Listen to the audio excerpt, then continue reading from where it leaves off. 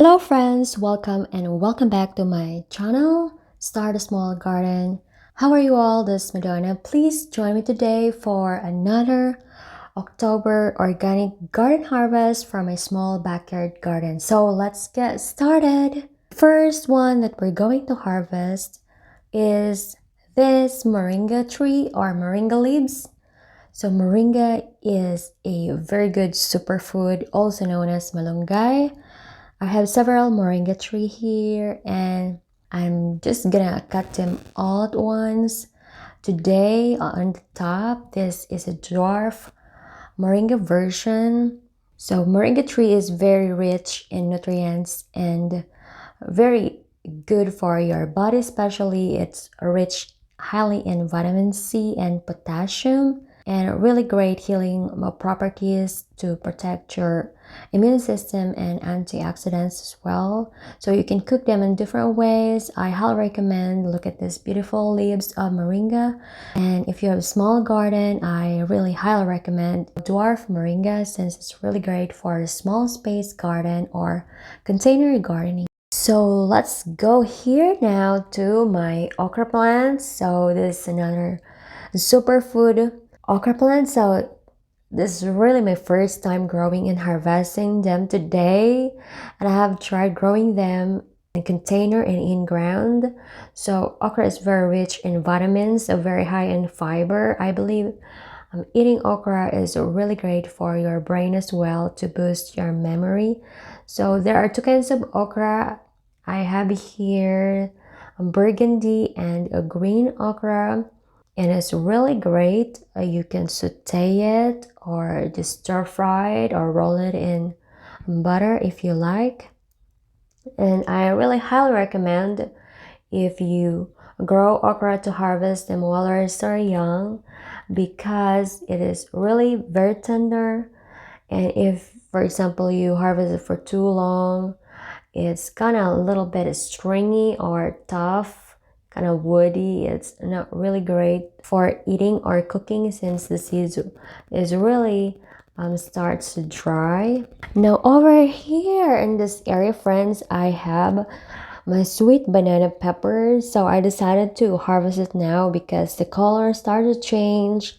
Some still have like a red, orange, yellow, and then light greens, and I have noticed them that it's still try to flower. So I'm just going to pluck them now, harvest them now, because it's already start to change temperature here in my area here in Florida. So we all know that pepper is, or sweet banana pepper is a summer vegetables, a little bit sensitive to cold temperature. So I'm just gonna harvest now. Look at this beautiful lovely colors, and I can't remember how many times I already harvested this sweet banana peppers, and this is really very productive and prolific. I highly recommend if, for example, you have small space, this is really great too.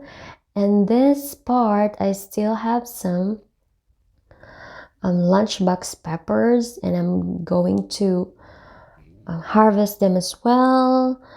If you have little kids or children or wanted to start to learn to eat vegetables, I highly recommend also to grow this, and it's really very cute, and you can eat it raw or throw them in pasta or cook them in pizza or whatever you like. Saute them really good in salad as well, but sometimes me, I just eat it raw. Really great for metabolism and high in vitamin C. I highly recommend this, guys. These are not spicy peppers. They're really very good, kid friendly. So really they're very green. And similar with sweet banana pepper, they do change colors, but if you waited when they start to change colors, I guess they are a little bit chewy and tough. So I like to harvest it while it's still green. And look at this, still have some more here. Peppers, look at this, beautiful. And I still have some bottle gourd here growing around. that I have grown in the ground. So look at this beautiful colors, bursts of colors of peppers. And this is my new sweet banana peppers that I show you guys from my last garden tour or vegetable garden tour previously. And look how it grows. It really, this sweet banana peppers is a really fast grower. And I really love their long elongated, it's shaped like banana.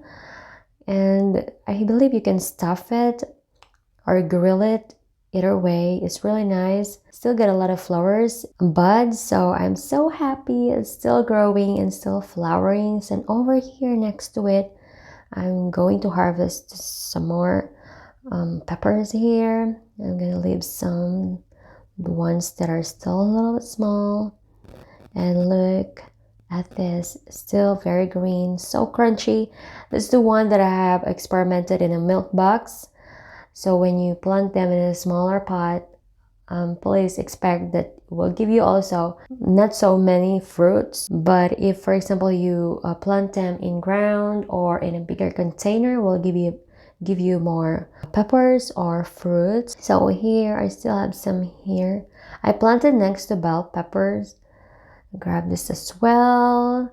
So here, what beautiful peppers I have harvested today. I've been really looking forward to them as the weather starts to go down. It's really getting cooler here. So if you have any vegetables that is really, for example, summer vegetables, it's better to harvest it already some, because the cold weather may damage it. And here, guys, in this area, I still have some more basil leaves, so I'm going to grab some also here.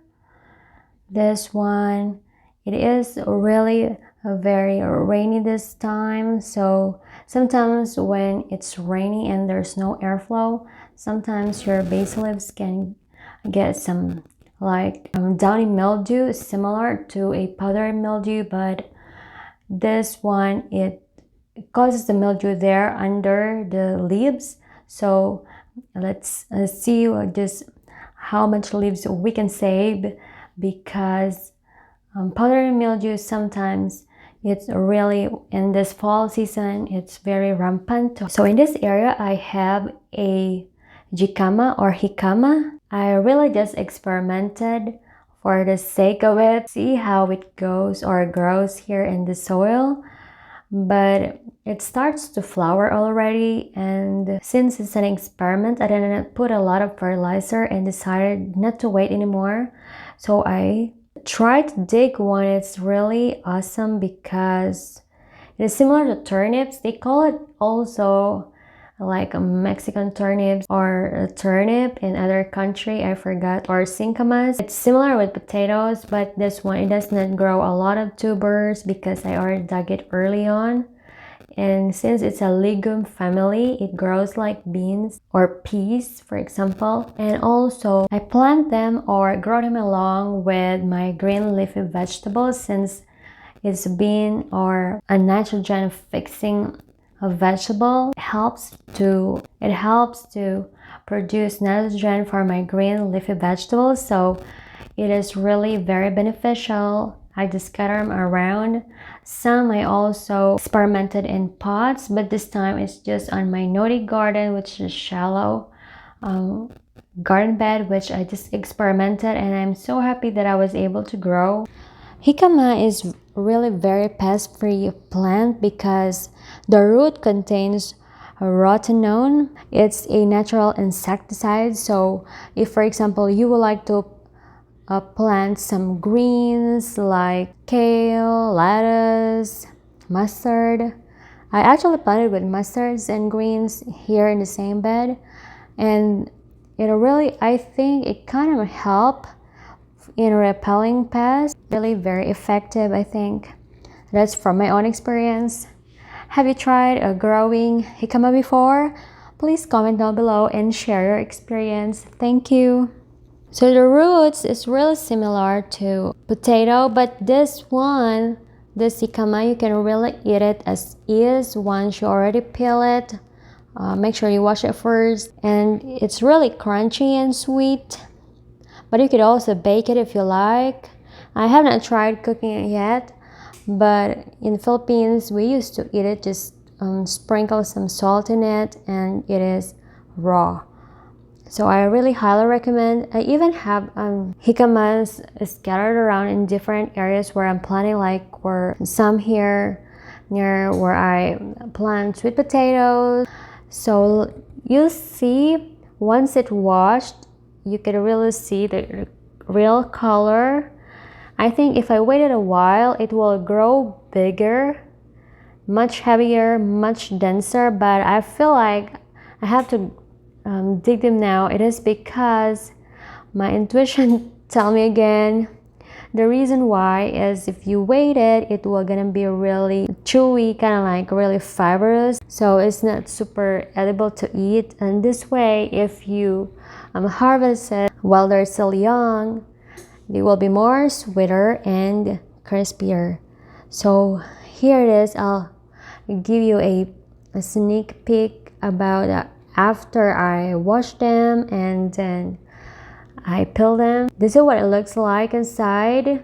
If you can see, it's really purely white, really very rich and very nutrient dense root vegetables that you can try.